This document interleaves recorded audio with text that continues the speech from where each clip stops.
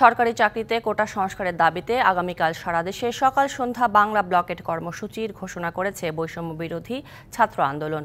এর আওতায় থাকবে সড়ক ও রেলপথ। সন্ধ্যায় ঢাকা বিশ্ববিদ্যালয়ের কেন্দ্রীয় গ্রন্থাগারের সামনে ব্রিফিংয়ে একথা জানান আন্দোলনের সমন্বয়ক নাহিদ ইসলাম। অবরোধ শুরু হবে সকাল 10টা থেকে, যা চলবে সন্ধ্যা পর্যন্ত। ব্রিফিংয়ে আরও জানানো হয়, ভবিষ্যতে আর যাতে কোটা ইস্যু নিয়ে কোনো প্রশ্ন না ওঠে, এজন্য দ্রুত এ সংস্কার চান তারা। নির্বাহী বিভাগ কমিশন গঠন করে যৌক্তিক কোটা সংস্কার করলেই ছাত্ররা রাজপথ থেকে ফিরে যাবে বলেও জানানো হয়। আন্দোলনকারীরা আরও জানান, এ আন্দোলন মুক্তিযোদ্ধা কোটা বাতিলের নয়, কোটা সংস্কারের।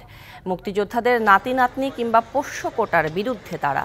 চাকরির সব গ্রেডের জন্যই কোটা সংস্কার করে পরিপত্র জারির আহ্বান জানান তারা।